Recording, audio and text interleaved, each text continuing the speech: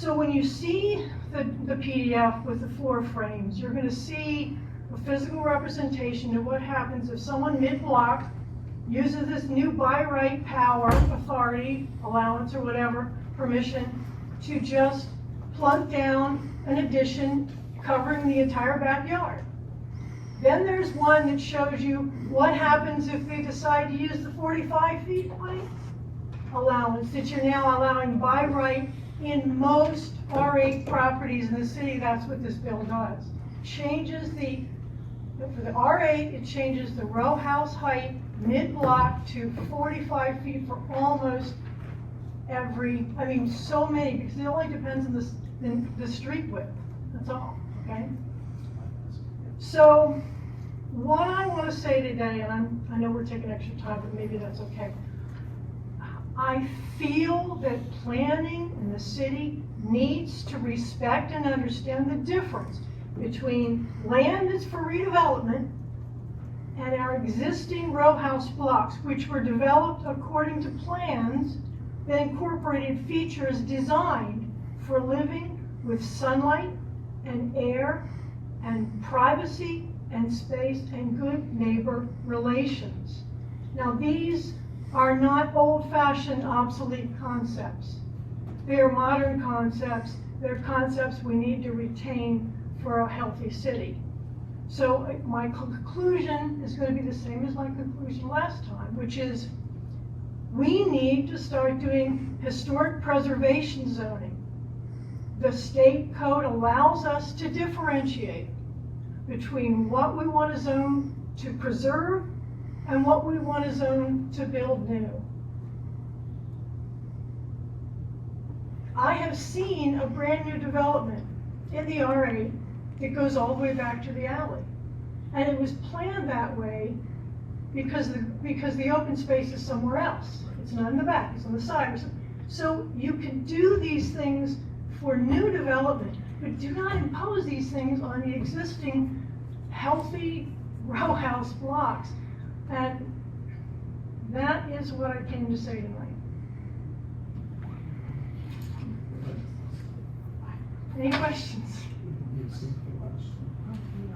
I guess the question, thank you for this. I guess the question I have is, and maybe this is to the staff, to Mr. Khan. I'm looking at, and maybe you can put it up there, but looking at your PowerPoint on my screen. Can you go back to the charts, the rear yard chart for R8, which is what we're talking about? Yeah. So what is that saying is the R8 rear yard setback in the amended box? The amendment reduces it to 12 feet or 0 feet when 100% lot coverage is allowed. So if you're only allowed to go to 80% coverage, you're required to provide a 12-foot setback. Then the question, Yeah, but so the next step is, but the 100% lot coverage is allowed when it's on an alley. Correct, and then we can jump to that language. Where? So it's kind of a two-step process. I also had a question. So it's 9. So that's, which is when it's 100% lot coverage, and that's maybe would help to show when it's 100% lot coverage. Right.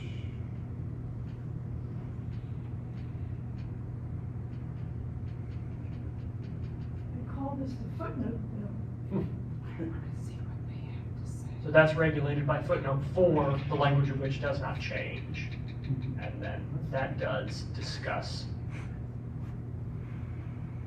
The only change to footnote 4 is readdressing the 60 to 80, now 80 to 100. Oh, the language does change in footnote Yeah. 4. 100% shows. I apologize for that.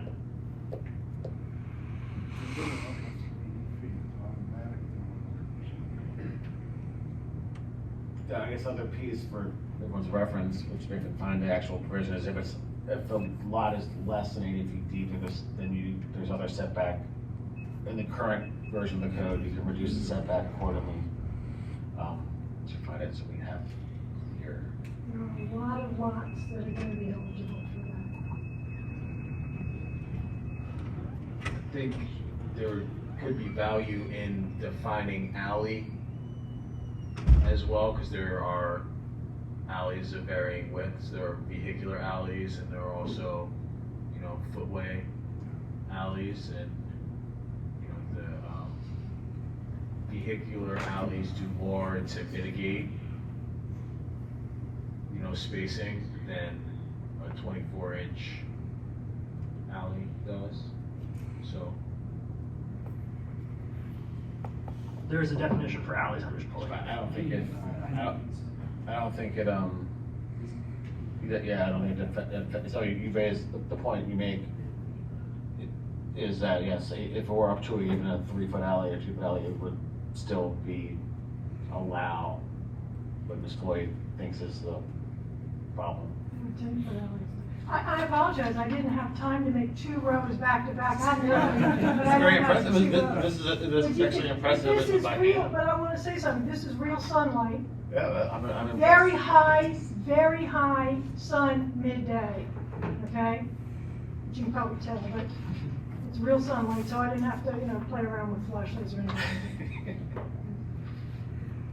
Is your issue the 100%, or is I guess I'm just trying to understand whether the concern you're expressing is keep it the way it is, or, is there, what is the ultimate point that you're making? Is it that 100% is objectionable because of the drawing that you described? I mean, if it were 80% and not 100%, just for purpose of discussion. I can't go there because all I can focus on is this, which wasn't even dealt with in the staff report. Sorry, I cannot believe it. Well, you have to go there because I'm asking you. I need to understand. I'm just asking you My the point question. is, this is really bad and this is really what is going to be allowed by the bill. I understand, So- but I'm asking you, I'm trying to understand what the issue that you're highlighting is and what the sort of trigger point is. Is it the 100% lot coverage? Like, if it said 80%, I mean, what would happen then? Is it? I would have spent my time differently, sir, and I would be prepared to answer the question, but I'm not prepared because I didn't spend my time working on that. Well, Mr. Ms. Tisa- Floyd, I think you're being unfair. I'm asking you a question about what aspect of this is objectionable. If the answer is the bill is an objection, I said to you last time, The height- these conversations yeah. are helpful when you come in with some sort of like, here's the issue and here's an analysis.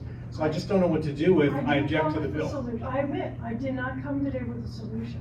But I came today with an observation about a big problem. Now, I could go, Problems without solutions are not helpful. this is where some of those solutions could be developed in this room. And this bill, I would suggest to you, is not ready for passage out of this planning commission.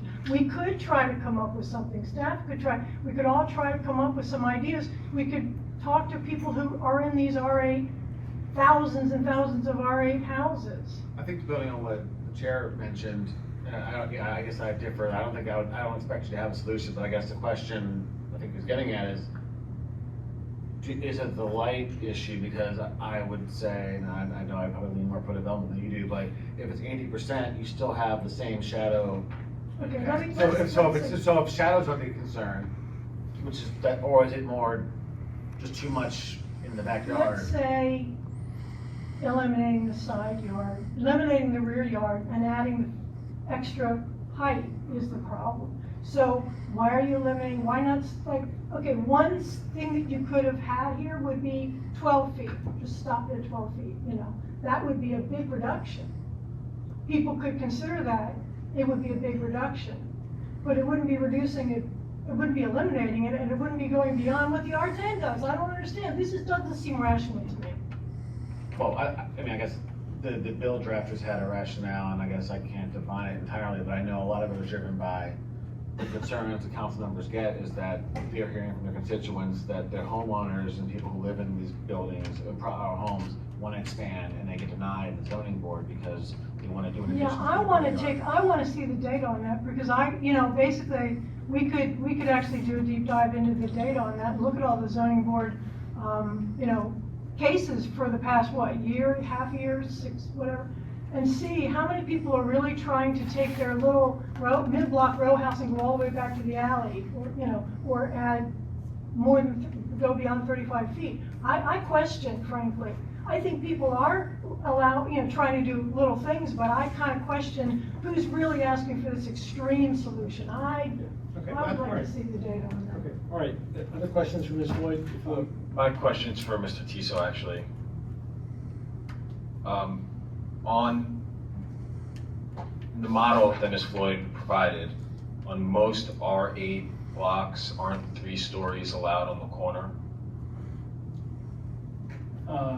Well, it's a height, so it depends on how you fit the height within that. So if you are on a corner and the streets are wider than, I believe it's 30 feet each, then you can, oh, there it is. Yeah, footnote 2. And then We're gonna get 3, yeah. okay, so depending on where you are. So if you're on the adjoining street that's 30 foot wide, you get the extra bump to 45. If you're on a corner, both streets have to meet that. So that was put in during Transform because folks wanted a lot of vertical additions at the time, and they were routinely being approved. So again, the board was like, why are we sending all of these cases to us if we're just routinely approving them? Why don't you just fix the base code? There it is.